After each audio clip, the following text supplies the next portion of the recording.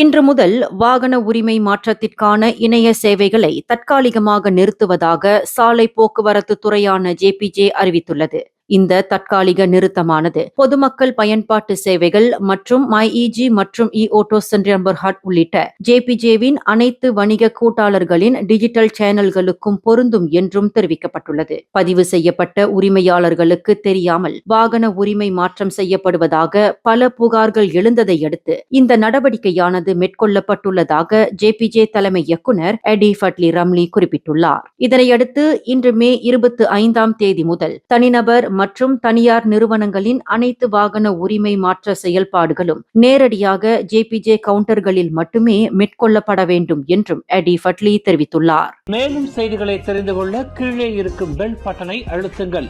உங்கள் மகிழ்ச்சியை வெளிப்படுத்த லைக் மற்றும் ஷேர் செய்யுங்கள். தொடர்ந்து திசைகளோடு இணைந்திருக்க சப்ஸ்கிரைப் செய்யுங்கள்.